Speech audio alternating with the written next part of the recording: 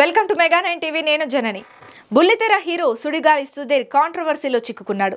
సుధీర్ తాజాగా ఓ television show కోసం చేసిన స్కిట్ వివాదాస్పదంగా మారింది. తను హోస్ట్గా చేస్తున్న షోలో దేవుడిని కించపరిచాడు అంటూ హిందూ సంఘాలు సుధీర్ పై మండిపడుతున్నాయి. ఇంతకీ ఆ షో ఏంటి, అసలు ఏం జరిగింది, సుధీర్ చేసిన తప్పేంటి, ఫుల్ డీటెయిల్స్ ఈ వీడియోలో చూసేద్దాం.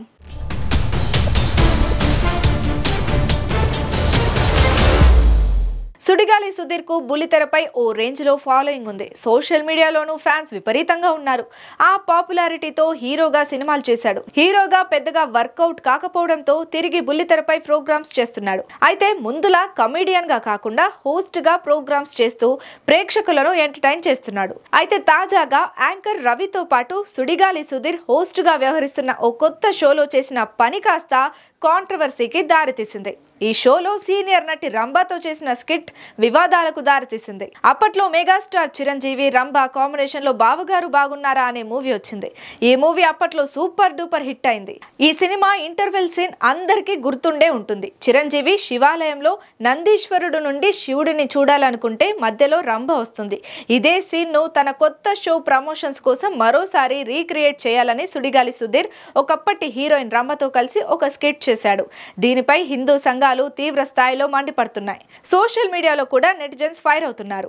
అసలు స్కిట్ లో ఏం జరిగిందంటే, షోలో భాగంగా స్టేజ్ పైకి నందీశ్వరుడిని విగ్రహాన్ని తీసుకొచ్చారు. యాంకర్ రవి చాలా మహత్తరమైన గుడి బావా, ఒక్కసారి నంది కొమ్ముల నుంచి స్వామివారిని చూడు అంటాడు. అప్పుడు నందీశ్వరుడి కొమ్ముల మధ్య నుంచి సుడిగాలి సుధీర్ చూస్తే ఎదురుగా రంభ కనిపిస్తుంది. వెనకాలే ఉన్న యాంకర్ రవి, ఏంటి బావా స్వామివారు దర్శనం అయ్యారా అని అంటాడు. నాకేంటి అమ్మోరు దర్శనం అవుతుంది అంటూ రంభను చూసి అంటాడు సుధీర్.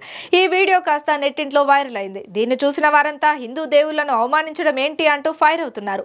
నందీశ్వరుడు కొమ్ముల వైపు నుండి చూస్తే కేవలం శివుడు మాత్రమే కనిపించాలి, హీరోయిన్ కనిపించడం ఏంటి, నందీశ్వరుడి బొమ్మతో పరాచకాల, హిందూ దేవుళ్ళంటే కామెడీ అయిపోయిందా అంటూ విరుచుకుపడ్డారు నెటిజన్స్.